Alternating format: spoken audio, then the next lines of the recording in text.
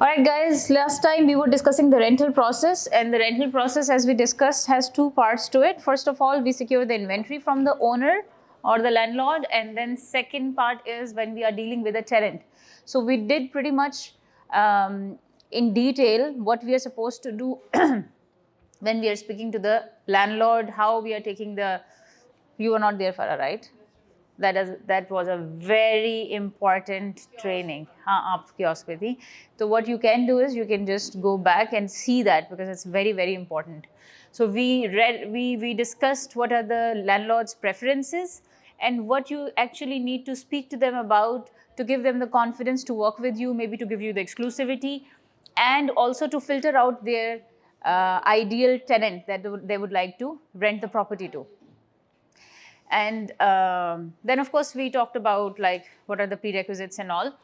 But I'll just do it quickly here again. What documents are required? For example, Rafia, when there's a tenant inquiring, what are the documents? What are the prerequisites that they should have to do a rental contract?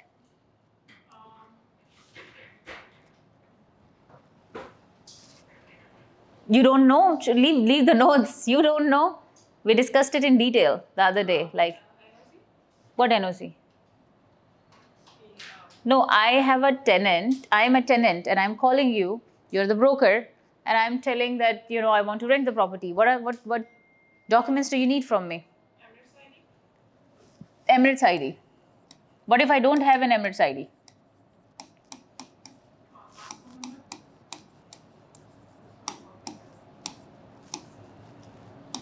Passport copy. Number nahi, passport copy. What documents do we need from a landlord when we are listing the property? Harsh? Title deed. Yes, Harsh? And title deed, passport copy, and the embark ID. Passport copy. Emirates ID. What if he doesn't have an Emirates ID, Harsh? We take a passport. Then we can do with passport, because even if they are non-resident, we can still list the property. They can own a property in Dubai. NOC, which is also called the listing form. What else, Rafia? What else, Sarah? Email, Contact details. And then we discussed we want to know about the preferences of the landlord. Like, what is the size of the family he wants to give the property to? What nationalities he prefers?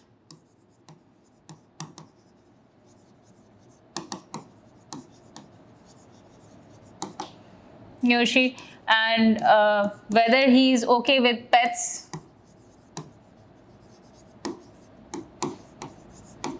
What is the rent amount exactly that he's comfortable with, or the range of the rent? Let's suppose 30,000 to 40,000. Let's suppose this is the range. Then number of checks. How many number of checks is he comfortable with? 2, 4, 6, whatever. Then security deposit generally is around 5%. But if the property is furnished, Farah, how much do we charge? 5 to 10%.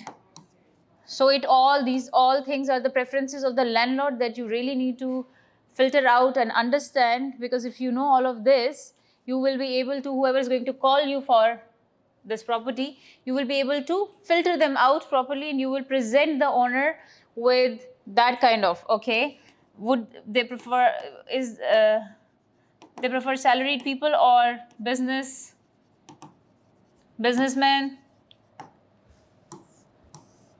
I mean, their source of income, he wants to confirm, like, where do they work? Whether they run a business or doing a job or whatever. And of course, there are some people who are just working on commissions, and also he needs to understand whether he wants to give them the property or not, because they don't have a solid source of income.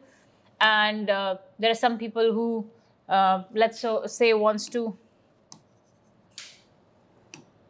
I mean, there can be any kind of specific preferences all in all, you need to identify the specific preferences of an owner so that you know what is the most close tenant you can provide him with, and he won't say no to that.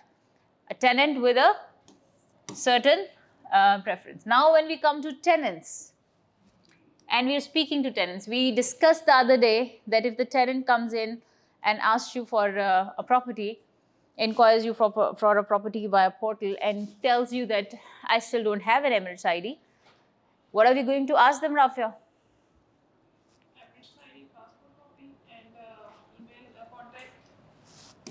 This we will ask them. This we need when we are drafting a contract. But right now we're not talking about that. We're talking about if a tenant, okay, let me just put it this way so that it becomes easier. We will just discuss a quick scenario in tenants. For example, there is a non-resident. The person has a visit visa for 1 year, for 1 month, and still looking for a job.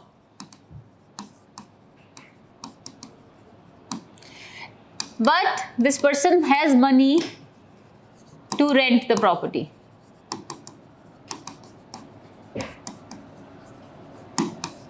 Okay. For example, you have a studio which is at 30,000, and let's suppose the utilities on top that the person has to pay monthly, like Diva, this and that, is another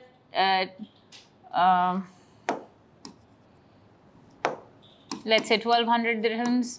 So you tell the client that, you know, to survive this, you need around 42,000 a year just to pay this. And he says, I have this money.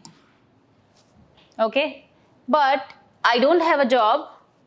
I'm just on visit and I'm a non-resident right now. What are you going to say, Harsh?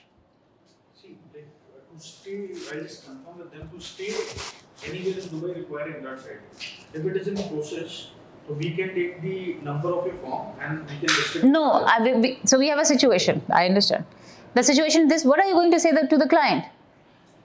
We know that we cannot rent to this person because he's a non-resident. Also, he has no prospects of job as of now. So we don't know, but he still has the money. He still has the money. So can we still do a contract with him, Farah? It just be just whatever you think. We will tell a client in this situation. Hiba, I'll ask the owner. you will ask the owner what? Yes, Hiba. In this situation, can we rent him the property? Yes. No. Mansoor, why we cannot rent it to the property? Because he doesn't have Emirates ID. Means he is not a resident. And only a resident can do long-term rent like a yearly contract.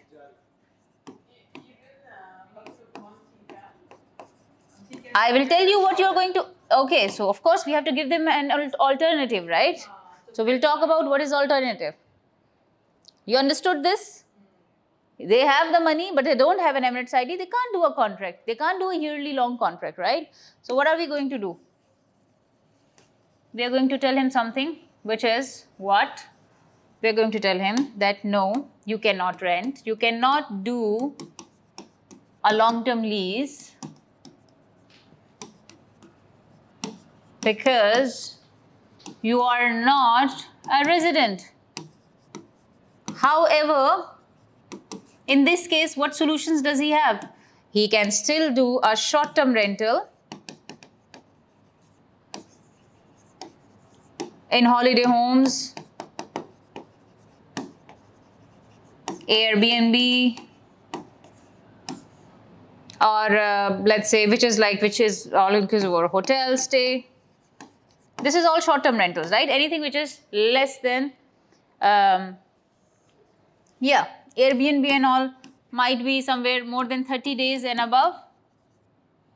Oh no, not more than 30 days and above. Anything which is like a yearly anything which is less than a month, all comes in short-term rental. So the person has the money, but he doesn't have the document, so we cannot do that. Now let me just quickly explain to you Why do we need Emirates ID? Why is this so important? Because the whole process of Ijari and everything is linked. Utilities, everything cannot be connected if this person doesn't have an Emirates ID. Why? Because once you do a contract, and contract is on the basis of your Emirates ID. So you need to have the Emirates ID and the Emirates ID number. Contract is done. Then the contract registration is done, which is called Mansoor? Ijari. Ijari is the registration of your rental contract. So once the Ijari is done, immediately you will receive an SMS and email which will have a link to do your DIVA connection. If you don't have a contract with an Emirates ID number, you cannot do an Ijari. If you cannot do an Ijari, you cannot do DIVA, you cannot do chiller connection, which is your AC, gas connection, Internet. Even internet. Internet. Choice of line.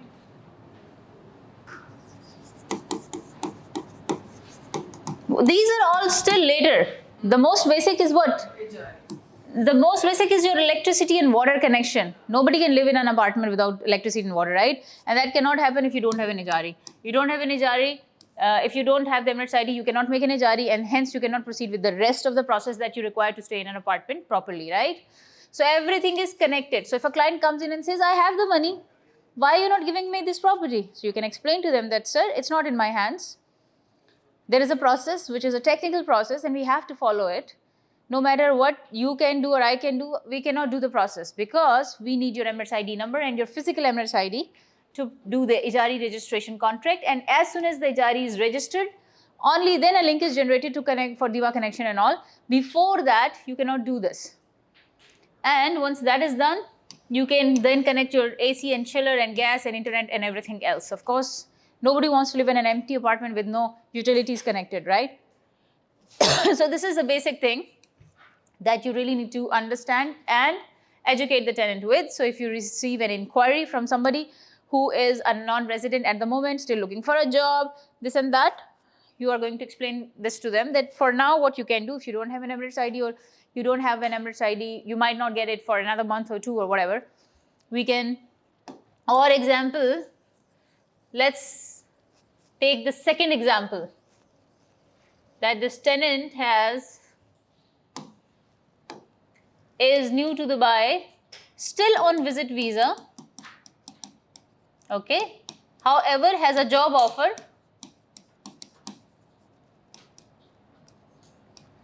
no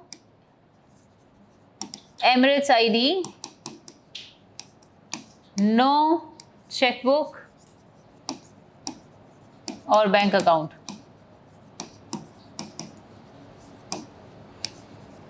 And he says that I want to start my contract from 1st of December. Today is what date? 22nd? 25. Huh? 25 October, right? Let's suppose today on 25th of October you receive an inquiry and then this client says that, you know, I'm on a visit visa, and you tell them that, do you have an Emirates ID? You say, no, I don't have, I'm just visiting as of now, but I've already gotten a job offer. So then you will tell them that, sir, to process, what is the process? What's happened? Have your company applied for your visa and all? Because it takes 1 to 2 weeks to apply for the visa, get everything done. They will give you an Emirates ID paper after your medicals and everything is done. So it takes some time, right? So on an average, we need, let's say, 25 days to get everything done if everything is started. So what we can tell him that, sir, you cannot rent the property as of now because we cannot do any kind of documentation. However, as soon as you have your Emirates ID or it is applied or you have that letter, we can then start the process. Still, you cannot do a move-in until your physical Emirates ID comes in because Ijari cannot be done. So we can tell them that maybe we can start the contract from 1st of November. Give them a buffer of 1 month because this is required time. This much time. Did you get this point? You're busy. Paying attention. Who is messaging? Is that more important? Why don't you come here? You're sitting so far behind.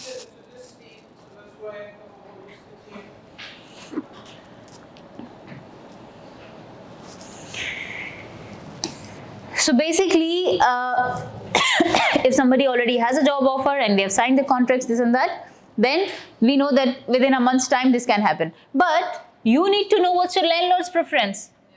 Will he wait for 1 month? Will he wait for 1 month for this tenant if he likes this tenant? No, maybe tomorrow he will get a better offer. And maybe he's listed not just with you, with 3 other. Why will he wait for you? So this also is not kind of a deal that you can do immediately. Now, coming back to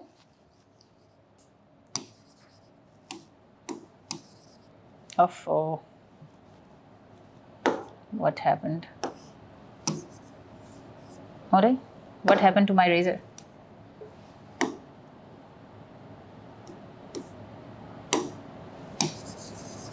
So coming back,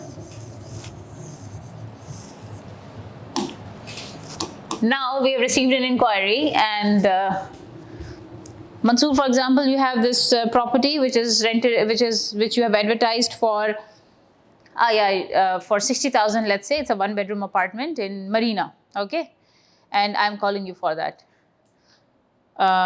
Okay, so when a call is initiated, how are you going to answer? Good morning. This is Mansoor from ANW Training. How can I help you today? Good morning. Thank you for calling. We wrote it. Did you guys write it down? What was it? Rafia, can you tell me again?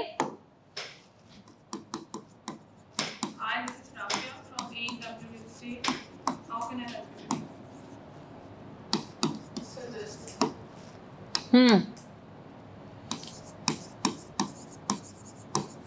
Good morning. Write it down again, please, guys.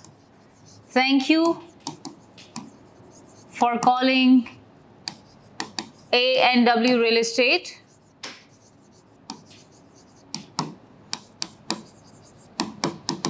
This is Farwa, and how may I assist you today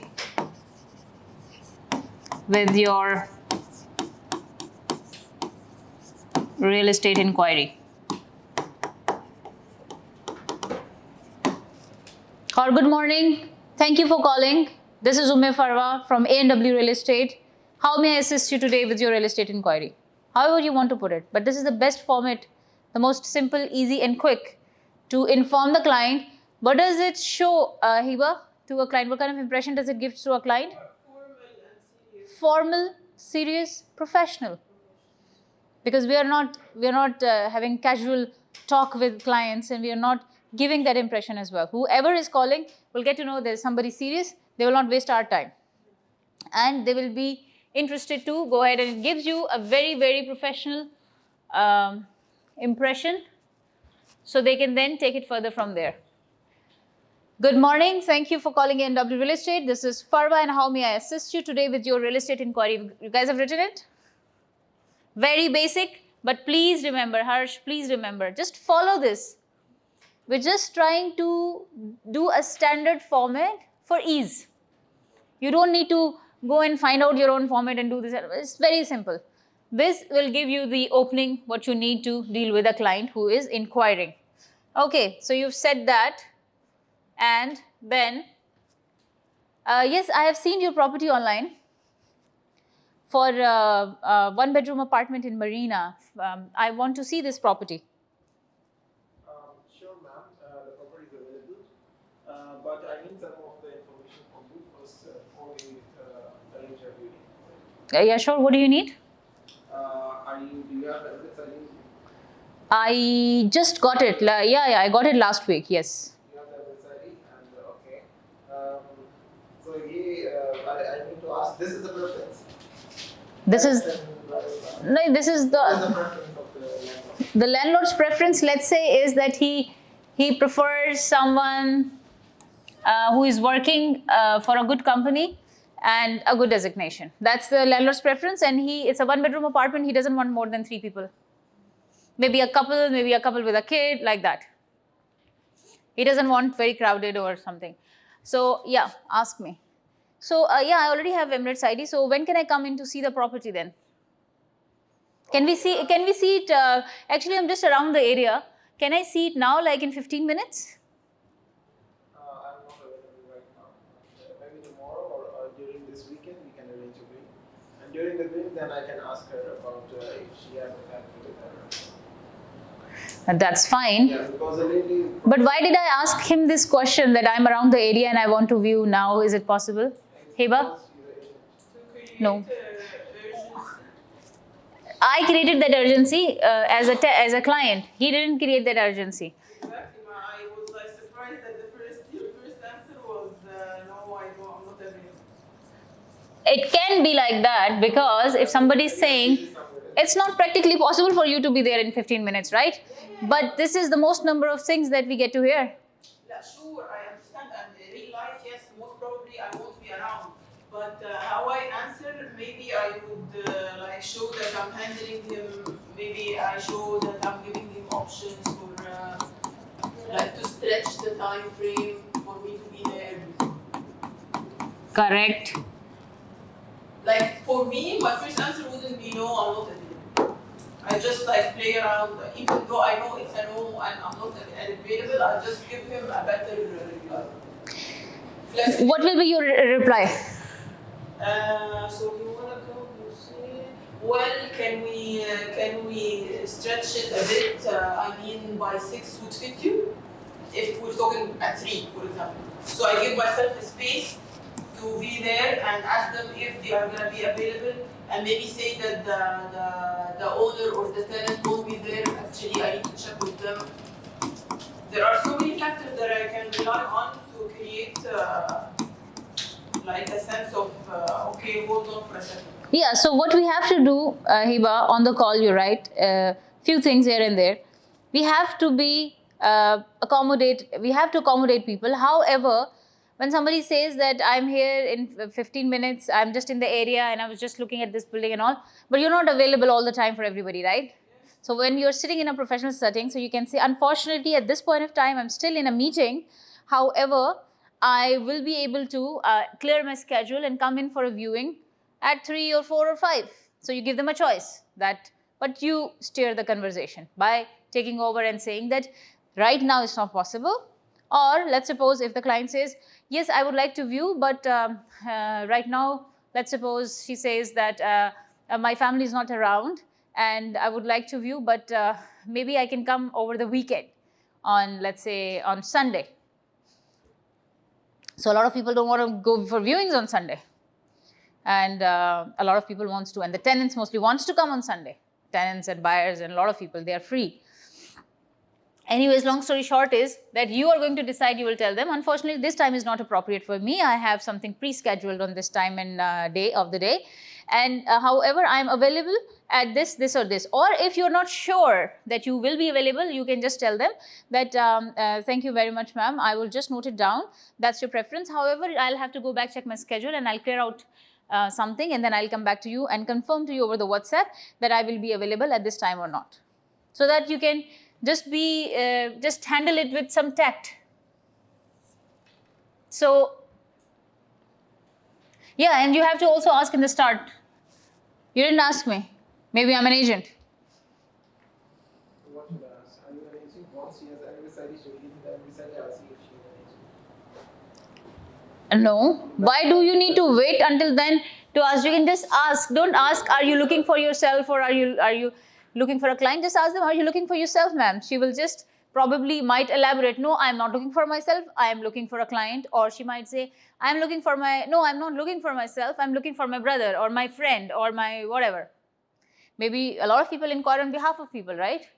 So you will get the clarity, because if this person is looking for somebody and then they will come into view, maybe they're not the decision makers, again they're wasting our time, right? So what we need to do is to understand who are the actual tenants or not. Are they brokers? So we tell them whether we deal with them or we don't deal with them. And if it is, and of course when there is a broker involved, there is a process involved as well. You do an A2A form or an agent to agent agreement with them to secure your part of the deal. And then Of course, you ask them about whether they are residents or not. In this case, we already know that this person is a resident and has an Emirates ID. And you know, when you have a casual chat with a tenant, candid one, over the call, you can definitely ask that, is this your first tenancy?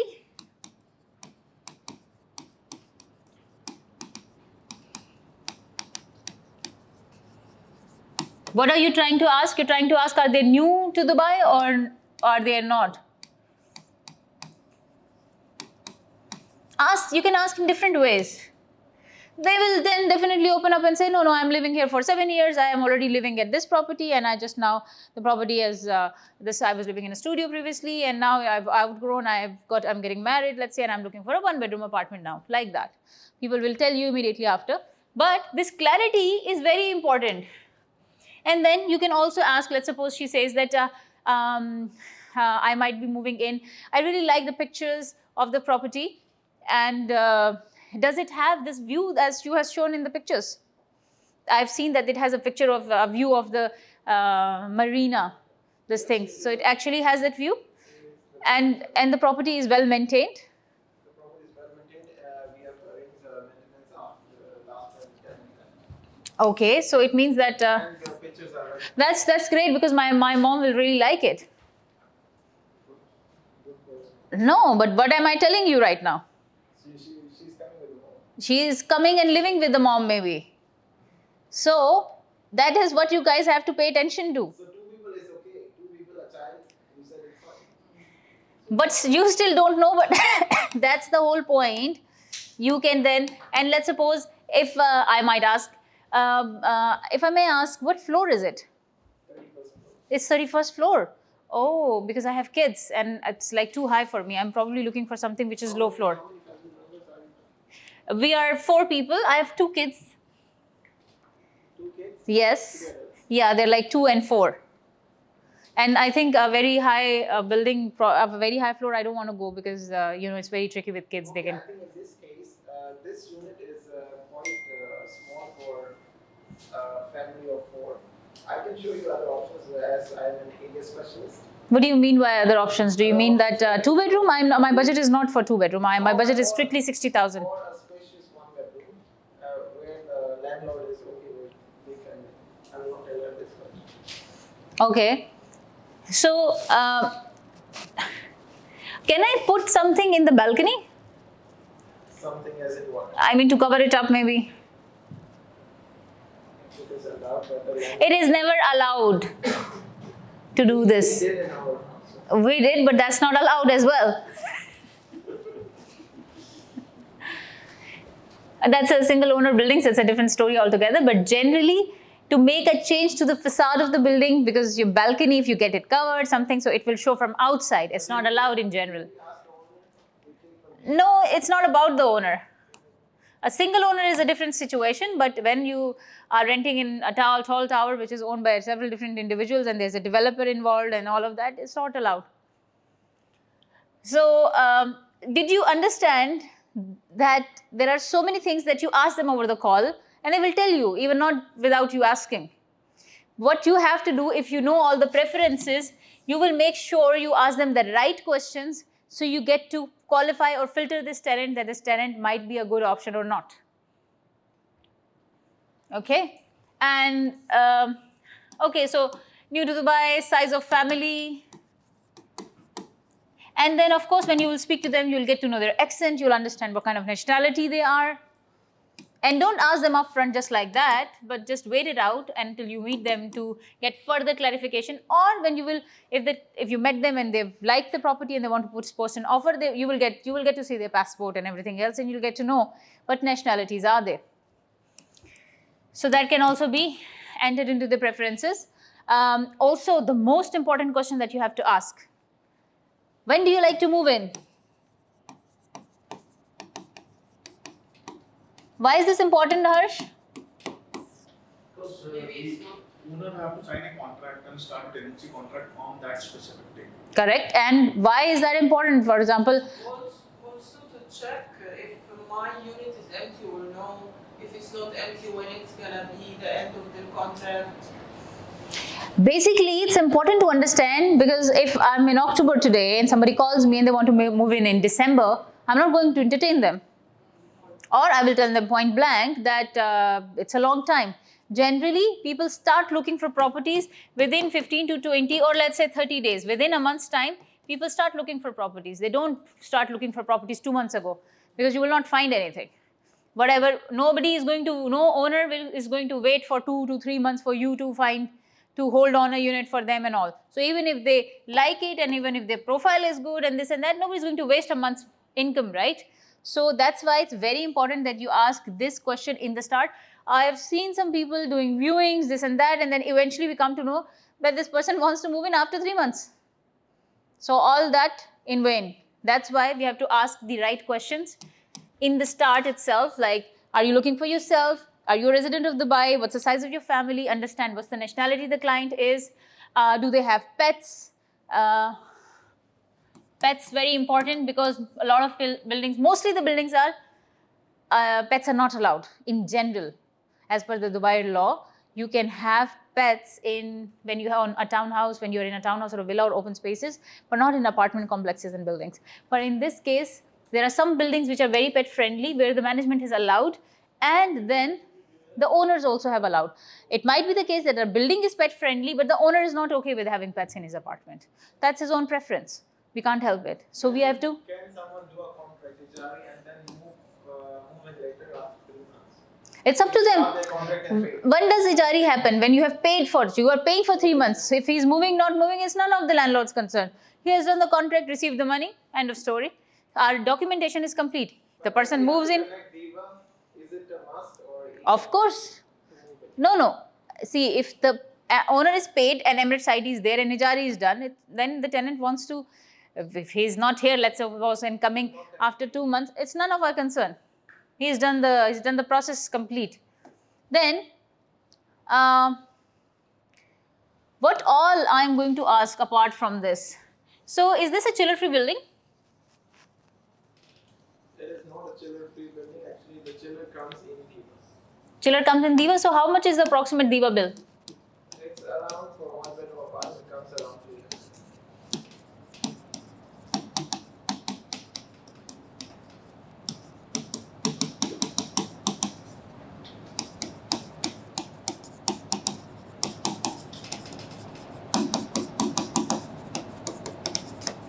Why is that important? What's a move-in process, Farah? And why is that important to know? Let's suppose this tenant has agreed, liked the property, wants to move in. So let's suppose I call you and I tell you that, you know what, I've gone with you and I've done the viewing. And I'm like, I love this apartment. Tomorrow I want to move in. I will pay you everything and do the contract, and tomorrow I want to move in. Without cleaning and everything, that we cannot. Is that all? No, it's not finished. No contract finished, then ijari. For example, I'm a tenant. Yeah. Okay. I called you, Farah. Farah said, let's do viewing. We did viewing. What is the day today? Thursday? It's Wednesday. Oh, sorry. So today is Wednesday. And after the viewing is done, let's suppose we did the viewing right now. I'm like, here are my documents. And this is my offer. Okay? I want to move in tomorrow. Now, what are you going to tell her? Tomorrow it can't be possible. It will take around 5 to 6 days. Why will it take 5 to 6 days? Because contract per I first. I'm living in a hotel right now and it's very difficult for me to keep on paying. Now I've like that I finally found the property. Why will Last tenant he did be like this only. But why would it take 5 6? Connections. Connection, HRE, claim. Yes, this is the most important part of the rent. But I didn't, like for myself, in 1 day, yeah, just the water and electricity connected within like 2 days. What are the minimum and maximum timelines? Do you know that for connection charges? Today is Wednesday. You know that the utility offices, they do not work on Saturday and Sunday. Yeah. Okay. So if I want to move in tomorrow, which is Thursday, or Friday, which is a half day, it's not possible. Also, No, I mean, what's the move-in process? in that tower? What's the movement? What are the move-in process includes what, Farah? Tell us about your encounter. First, yes, contract signature. Okay, my tenant, they signed the contract. I sent to the owner because he was not available that time. He said, okay, send me. I will just sign and scan to you. Okay. When he read it, he said, no, I want to add the clause. Okay. More. So I said, okay. So he sent me that one. Patricia was here that time. So she refused it against the law, and some few she added. Again, I sent to him. He read it, signature. Then I again went to that tenant, changed the signature, and then they were shouting why again change. They read out again. Then they said no, these 2-3 lines we don't want. I sent it to the owner. He then he was agreed after some blah blah. Then signature done. 2 days it gone for all this shit. Just to get agreed on an addendum for a contract, they took 2 days. 2 days. Then finally the signatures done. I have to go to his to his office, owner's office. Then from here Marina Tower somewhere for the tenant also. Then done. Then they applied for the HRE. They same day they got it. HRE you will get at the same time as soon as you have a signed contract and the documents. I sent to the owner. Then he sent to the management. Then cleaning done in 1 day. All the balcony everything was so dusty. Done it is. Then after 2 days they moved. Okay, so this is just one tower. Every tower has a different move-in process. No, that's just one thing. Even if today, let's suppose if today I come here and I'm a new tenant and I'm not really fussy about the addendums and this and that, I might just find the contract. Even then, it's not possible for me to give you the handover tomorrow. Why? Because technically, once we sign the contract, then we go to the Ijari. Ijari can be done at the same time. Immediately, I'll receive a link for Diva. Once I receive the link for Diva, I will apply minimum 4 hours up till 24 or 48 hours it takes Diva to connect. But generally after 24 hours the Diva is connected. Once the Diva is connected, we have water and electricity, and then we can do a deep cleaning in the apartment. And after that, once we have the Diva connection forms and everything, we can go to the chiller authority, which nowhere takes less than 2 days. Nowhere. Go to Empower, go to Emicool, go to Esta, go to any other developer. Every developer, as I said, has a different move-in process. Once you have all these documents, then the owner is going to send an email to the management or the move-in whatever facility or the security or whatever, whoever is managing. In every case, it is a different entity. They are managing the building. They are the people who are going to allow you to move in or move out. And they have timings and they have days where you can't move in and move out. Like Sundays and Saturdays, you can't do that. Saturdays, sometimes they do. Depends on the building and the management's own particular rules and laws. And from 9 to 6, you can do. Otherwise, you cannot do. After 6, nobody's allowed for most of the buildings. They don't even allow viewings, rather, let alone doing the shifting and everything. So, you have to take all of these things in consideration. So, if she's coming to me, first of all, she's just giving me an offer. Correct, Farah? She's just given an offer. So, this offer, we don't know, will be accepted by the landlord or not, right? We are going to send all the documents. What are we going to take from her? Passport copy, Emirates ID, visa page, which will specify where she's working, what is her designation, what is her job title and everything else, and what is the offer? Let's suppose her offer is, let's suppose, 40,000 in 4 checks. We send it across to the owner. Owner reviews and says, with this kind of profile, I'm not interested to give in 4 checks. I would rather be comfortable at 2 checks. Or if she wants in 4 checks, let's increase 3,000, 4,000 on top of it. He comes back. So there is some negotiation period as well. It's not like you will give me an offer and he will accept it just like that. Maybe at the same time, he's getting another offer from somewhere else. Yes, Harsh? Yeah. That happens, right? A very common thing. So there is, you have to keep some negotiation time, some approval time, and then let's suppose he says, okay, Farwa, let's go ahead with it. We go ahead with it. We prepare a tenancy contract and an addendum. So if I already have this landlord, I already know his preferences, he might have created a specific addendum as well. Like I want this clause for maintenance, I want this, for major maintenance, I want this, for minor maintenance, I want this. I don't want pets in my apartment. He's written all of this in his addendum. We probably send it across to the tenant. The tenant might, like in Farah case, object on a few clauses. No, I will not agree to this, I will not agree to that. He should bear this much maintenance, I should bear this much. So there is some negotiation on the addendums, happens all the time. Nobody signs a contract without reading it.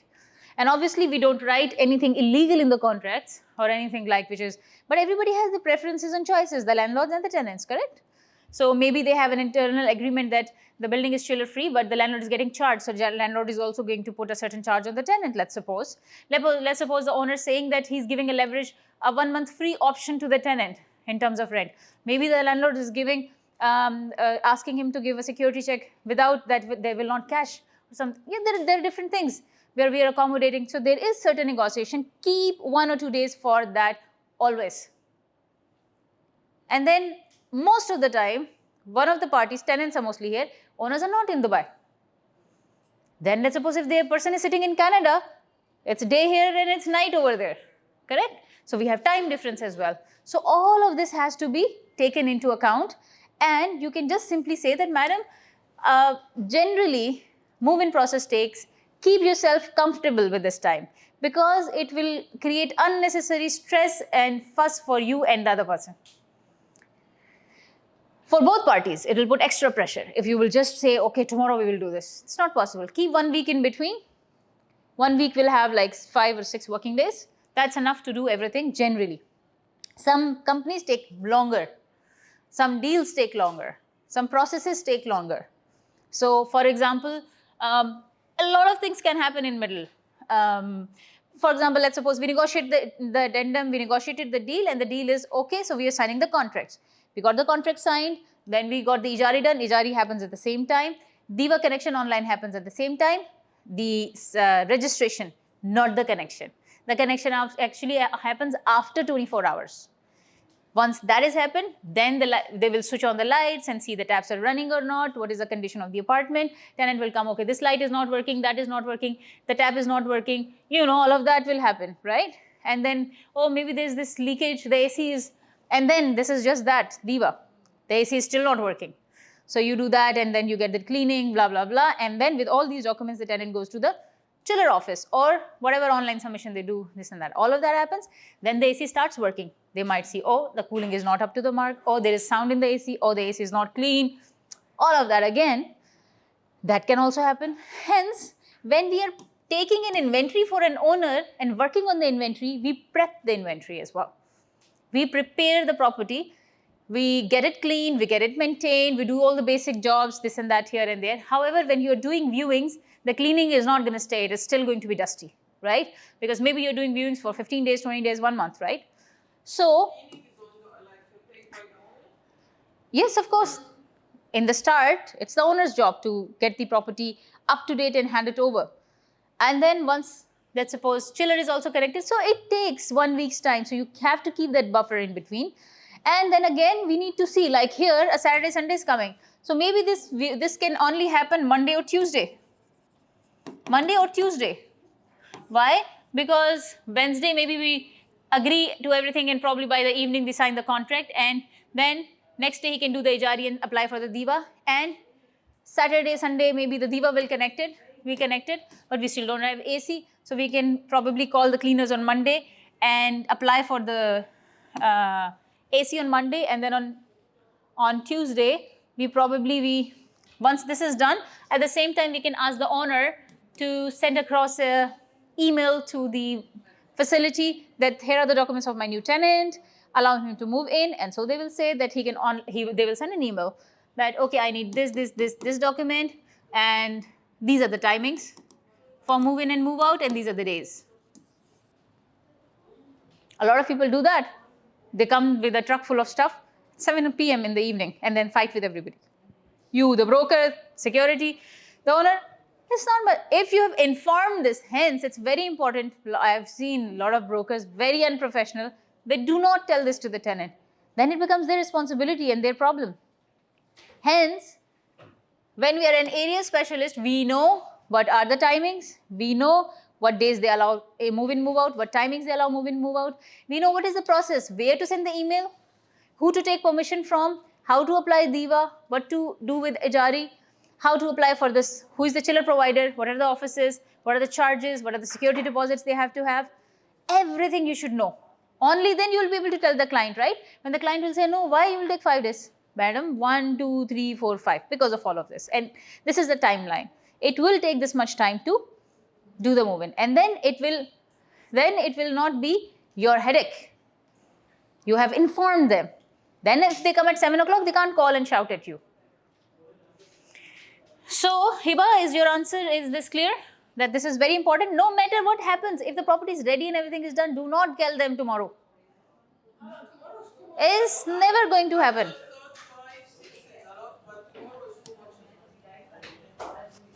Especially if it's a day before the weekend. Yes, exactly. That's the whole case. So I'm telling you, keep 5 to 6 days, 1 week's time, keep it in between for the handover, for your own sanity and everybody else's. So you should also know what are the deposits and the providers. Like, what is Diva deposit, Farah? 2130. Farah, what is 2130?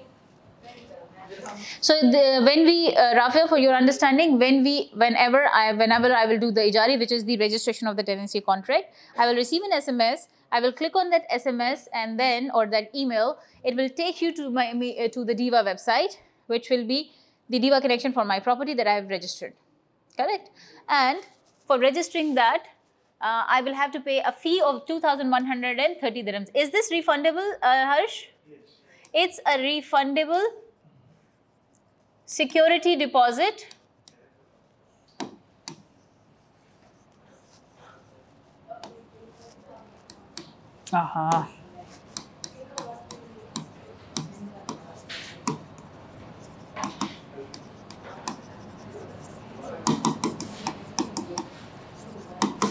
Abid, can you give me water, please? It's 2,130. 2,000 dirhams is your refundable. So when you refundable means when I'm taking a property, that is, and when I'm moving out of that property, this 2,000 will be refunded back to me. What is 130 dirhams? Farah, you know this, Farah? Hanji. VAT? Okay, wrong. Hiba? This is connection charge. Connection charges. This is your deposit amount that will be refunded later on. Harsh, very important, and tell this to your client. Very important. This is your connection charges. This will not be refunded. Are they working on Saturday and Sunday? So Diva is working all the time. Diva is a basic utility, so it is 24 hours. Diva is online, and then you call the helpline. They have emergency helplines. Diva is every time. Chiller and all no. Saturday, Sundays they don't work. If the building is still free, do we still have to do a connection? Yeah. It depends if there is a provider involved in that. But generally, if the building is chiller free, it means no. It's automatically connected. It's automatically connected with Diva. And if it is in Diva, how? What happens sometimes is that, most of the times actually, I mean this is how it is basically, that there are big Diva connection boards and chiller connection boards within the tower itself. So when we do the registration, what happens is one of the person will come over there. बस थोड़ा सा रह गया, sorry, ये काट देना बीच में से. Right,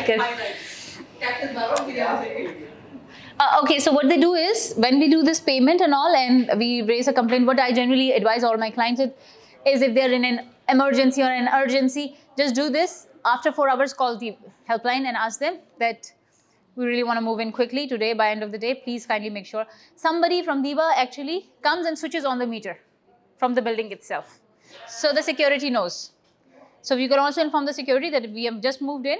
Please confirm to us when somebody switches on the Diva and all. Same goes for chiller. When you are doing, they switch it off from within the tower. They have a manual switch off. So this is it. And then again, similarly for any chiller provider, there are several chiller providers like Empower, Esta, Nationwide, Amicool, Imar District Cooling. I mean, so many of them, okay? And they will also have similar structure, like let's suppose they're charging 2,000 dirhams. Some part is your deposit and some is your connection charge. So the refund policy, and this is also refundable security. Maybe I'm a tenant and I come and I ask you, Farah, that the Diva can be on the owner name. Why do I need to put deposit for myself? It can't be an owner name because now you are going to pay for everything. So it will be the bills will come on your name. But if Diva is already connected, when we view the apartment, there was light inside. So why do I need to do that connection? I can pay the bill. Cannot be connected because last tenant have when he's moved, Hmm. after disconnecting. Okay, let me just explain you one small thing as well here, guys, that the Diva, there is a landlord account. It is for both Diva and Chiller. And there is a tenant account. The landlord put his deposit and the tenant also puts his deposit. But the landlord account becomes inactive when the tenant connects. This becomes active. Let's suppose this guy leaves the tenancy contract and all and he applies for the final bill. Automatically this becomes active. Automatically this shifts back to the landlord's account. So I will tell the tenant that, madam, the thing is that landlord has his own separate account for billing and you as a tenant will have your own separate account for billing. So you will have to register and do your... But there is many apartments I saw there is no like. Yeah, so it's up to the landlord to switch it on or off. It goes back to him, but it's not necessary that it will be active. It might just be inactive. We'll have to call and just activate it. That's it. But what I'm saying is that at this point of time, if the light is still on in the apartment, it means that it's gone back to the landlord's account. You will get charged. Of course, he will get charged. There's minimum charge if there's even nobody in the apartment. Same goes for any chiller provider. There is landlord's account and there is tenant's account separately. Unless or until sometimes people are okay to let the tenant use their accounts and pay the bills. It's not the standard process. It only depends on the discretion of the owner if he gives a consent like that to accommodate the tenant. Because it's a responsibility. Yes, because tomorrow if the tenant leaves mid-tenancy, all the bills are generating on the name of the landlord, tenant is not responsible. Or the owner could include like an estimate for every month and he let him pay it along with the rent. So it's paid. Yes, if it happens, that is a different case. That sometimes happens when the owner, let's say, is charging 30,000, right? He does a average calculation that last year when I rented, the total rent was somewhere, I was living in the property, let's say the rent was, like, let's say for the full year, the rent, the Diva bill was, let's say, 3,500, okay? So he adds the 3,500 to the, and you tell him that, and they tell him that you will not pay the Diva bill, and it's included. How do we rent short term? When we rent monthly, when we give them with utilities, it means Diva is connected, chiller is connected, then all is included in your lump sum bill, your rent that you are paying. But anyways, just for you guys understanding, there are two separate accounts and they are important because then that's how you're going to do the registrations. And same goes for some buildings have gas connections also. So you should know whichever building you're dealing with, who is the chiller provider, what are their deposit amounts, and how long does it take to connect? Where do we need to go to send an email, whether it is online or you have to go manually do that? You need to know all of this. Again, for the gas connection, you should know who is the gas connection provider, what is the deposits required for that, how long does it take to do the connection, and what are the prerequisites, what are the documentation required, and where do you need to send an email to or call or whoever. Got it? Because the tenant is going to ask you, this is your responsibility to inform them about it. Doing the connection is their job, but at least you have to tell them that this is the email, it takes this much time, the office is open at this time, kindly call them, get it done. Understood? And also to update them about the pet policy or if there is any building policy. For example, one day I saw this tenant fighting with another broker about the fact that he came and he wanted to move his furniture to the property, but the security said that you have to put a 1,000 dirham security deposit check at the reception and then they will allow the move in. Why do you think, Harsh, that is? Yeah. Did you hear? Can you pardon me, question? Okay, I was asking that once I saw somebody, they wanted to move into the property. They were the tenant, they had all the documents, they had the move-in confirmation, permit, this, that. And the security asked them to put a 1,000 dirham checks or 1,000 dirham cash on the counter, and then they will allow the move-in. And he was fighting with the broker that you didn't tell me, and why should I pay him? Yeah, but that's under the table money. You should understand that, right? No, it's not. What is it? What do you think it is? You said the security asked him to The security asked him that he has to put a 1,000 dirham deposit and do the move-in, and or put a check. Once the move-in is done, he will give it back to him. Or damage of the lift or the area. Hey, but it guarantees what? Yeah. Because when people are moving furniture through lifts, they might damage something. Oh, okay. I thought And if there is a damage because of the move-in, they are supposed to pay. And every single building will ask you for that. And a lot of brokers never tell the tenants this. And then when they reach over there, they don't have cash, 1,000 dirham, they don't have checkbook. And they're looking at each other's faces, what to do now? To get it? Very common, silly mistake, but people make it. I think we've covered mostly. Is there anything else that we should be really? I think this is